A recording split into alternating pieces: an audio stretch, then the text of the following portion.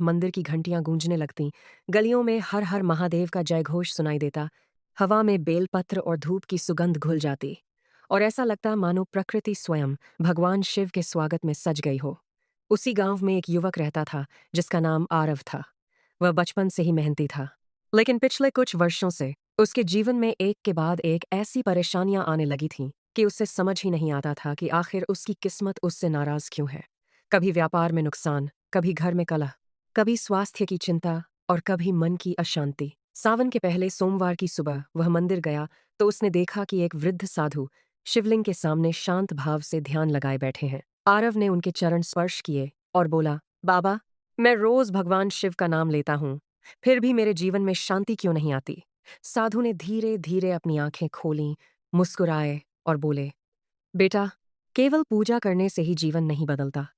कभी कभी इंसान अनजाने में ऐसी बातें अपने घर और अपने व्यवहार में जगह दे देता है जो उसकी सकारात्मक ऊर्जा को धीरे धीरे समाप्त कर देती हैं। लोक मान्यता है कि सावन जैसे पवित्र समय में कुछ आदतों और कुछ चीज़ों से विशेष रूप से दूर रहने की सलाह दी जाती है, क्योंकि उनका प्रभाव मन और परिवार दोनों पर पड़ता है। आरव ने उत्सुक होकर पूछा, वे कौन सी बातें हैं बाबा? साधु मुस्कुराए और बोले, यदि मैं अभी सब कुछ बता दूं तो शायद तुम केवल सुनोगे, समझोगे नहीं। पहले तुम्हें एक कहानी सुनाता हूं। ये सुनकर आरव वहीं बैठ गया। मंदिर में घंटियों की आवाज गूंज रही थी और हल्की बारिश की बूंदें आंगन की मिट्टी को सुगंधित बना रही थीं। साधु ने कहना शुरू किया, बहुत वर्षों पहले इसी क्षेत्र में एक धनी व्यापारी रहता था। उसके पास धन की कोई कमी नहीं थी। बड़ा मकान, खेत, नौकर, चाकर, सब कुछ था। लेकिन उसके घर में सुख नहीं था। परिवार के लोग छोटी छोटी बातों पर झगड़ते, अपशब्द बोलते और एक दूसरे को नीचा दिखाने में ही अपना समय बिताते। बाहर से देखने पर लगता कि यह घर बहुत समृद्ध है, लेकिन भीतर से वो धीरे धीरे टूट रहा था। एक दिन एक संत उसके घर आए। उन्होंने देखा कि पूजा का कमरा बहुत सुंदर है, दीपक जल रहा है, अगरबत्ती की सुगंध है, लेकिन उसी घर के दूसरे कमरे से चीखने चिल्लाने की आवाजें आ रही हैं। संत ने व्यापारी से कहा, तुम रोज भगवान की आरती करते हो, लेकिन तुम्हारे घर में कटु वचन और क्रोध का धुआं पूजा की सुगंध से कहीं अधिक फैल रहा है। व्यापारी ने उनकी बात पर ध्यान नहीं दिया। उसे लगा कि धन है तो सब ठीक है। कुछ ही महीनों बाद उसका व्यापार गिरने लगा, परिवार बिखरने लगा। उसने कई उपाय किए, लेकिन मन की शांति वापस नहीं आई। फिर एक दिन वही संत दोबारा आए। इस बार व्यापारी रो पड़ा और बोला, मुझसे कहाँ गलती हुई?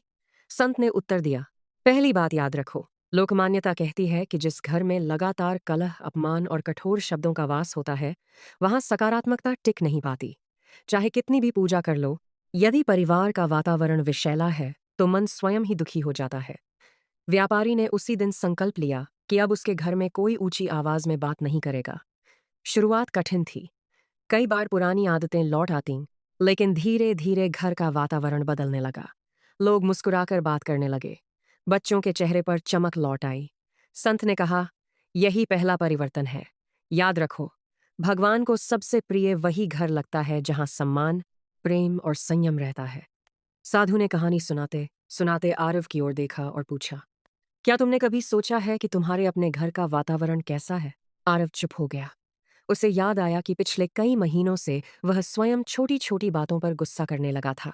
घर लौटते ही चिड़चिड़ा हो जाता, माता पिता की बात काट देता और फिर रात भर बेचैन रहता।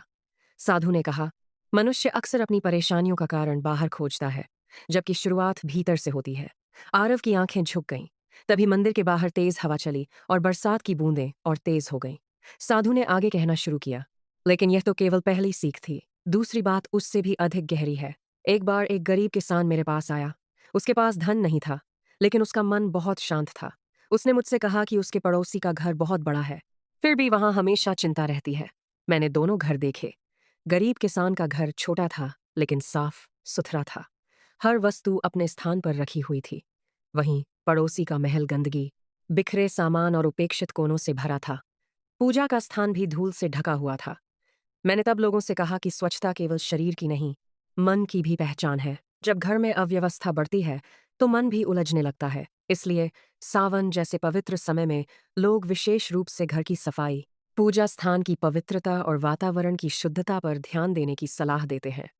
यह केवल धार्मिक परंपरा नहीं, बल्कि जीवन को व्यवस्थित रखने की प्रेरणा भी है। आरव ध्यान से सुन रहा था। उसे अचानक याद आया कि उसके अपने घर का स्टोर रूम महीनों से बिखरा पड़ा है। पूजा के कमरे की सफाई भी कई दिनों से नहीं हुई थी। उसने कभी इस ओर ध्यान ही नहीं दिया था। साधु बोले, बेटा, जब इंसान अपने आसपास की चीजों का सम्मान करना सीख जाता है, तब वह धीरे धीरे अपने जीवन का भी सम्मान करने लगता है। मंदिर में बैठे अन्य लोग भी अब उनकी बातें सुनने लगे थे। किसी ने कुछ नहीं कहा, लेकिन सबके चेहरों पर गहरी सोच दिखाई दे रही थी।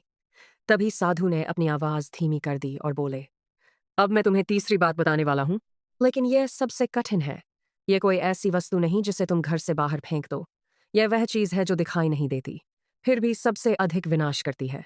यदि यह किसी घर में प्रवेश कर जाए तो धन, रिश्ते और सम्मान तीनों को धीरे धीरे खोखला कर देती है। यह सुनते ही आरव की धड़कन तेज हो गई। मंदिर का वातावरण और भी गंभीर हो गया। बाहर बिजली चमकी, बादलों की गर्जना हुई और ऐसा लगा जैसे स्वयं प्रकृति भी उस रहस्य को सुनने के लिए ठहर गई हो। साधु ने आंखें बंद कीं, गहरी सांस ली और कहा, उस तीसरी बात को समझे बिना कोई भी व्यक्ति अपने जीवन में वास्तविक शांति नहीं पा सकता। साधु ने अपनी आंखें खोलीं और गंभीर स्वर में कहा, बेटा, तीसरी बात किसी संदूक में बंद नहीं होती, किसी कमरे में दिखाई नहीं देती और न ही उसे हाथों से उठाकर बाहर फेंका जा सकता है। वह मन के भीतर जन्म लेती है और धीरे धीरे पूरे घर का वातावरण बदल देती है। लोकमान्यता में इसे अहंकार और क्रोध का अंधकार कहा गया है। जिस घर में हर व्यक्ति स्वयं को सबसे बड़ा समझने लगे, जहां अपनी गलती स्वीकार करना कमजोरी समझा जाए, जहां क्षमा मांगने के बजाय आवाज ऊंची करने की आदत बन जाए, वहां सुख धीरे धीरे दूर होने लगता है। भगवान शिव की कथाओं में बार बार विनम्रता, धैर्य और आत्मसंयम का महत्व बताया गया है।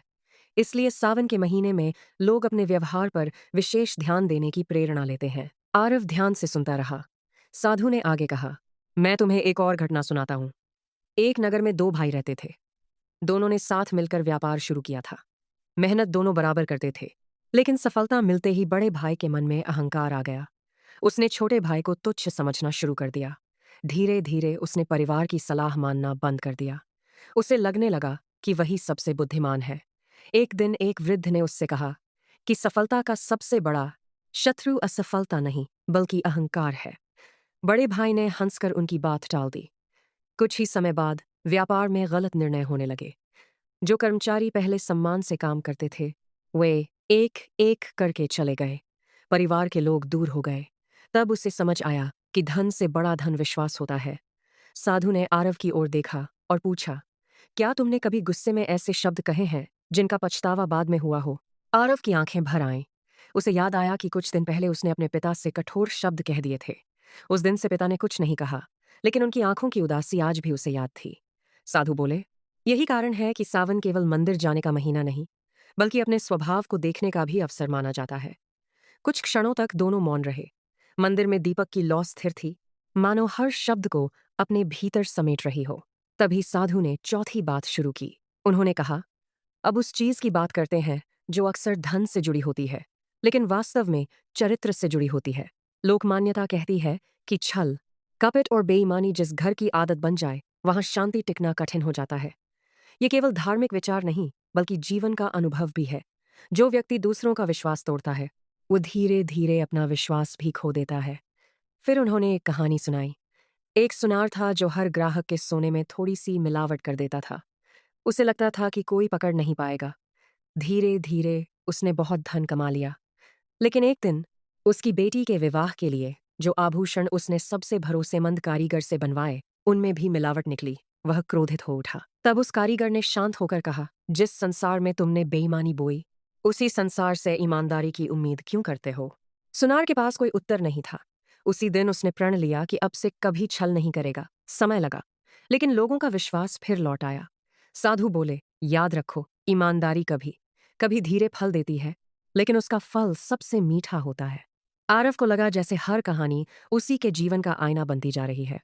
उसने सोचा कि कई बार उसने सुविधा के लिए छोटे छोटे झूठ बोले थे, और फिर उन्हीं बातों को छिपाने के लिए नए झूठ बोलने पड़े। उसे पहली बार समझ है आया कि असली बोझ धन का नहीं, मन का होता है। बाहर वर्षा अब थम चुकी थी। बादलों के बीच से हल्की धूप निकलने लगी थी। साधु मुस्कुराए और बोले, अब पांचवीं और अंतिम बात सुनो। बहुत से लोग समझते हैं कि यह केवल किसी वस्तु से जुड़ी है, लेकिन वास्तव में यह जीवन शैली से जुड़ी है। लोक परंपराओं में सावन को संयम, शुद्धता और आत्मनियंत्रण का समय माना गया है।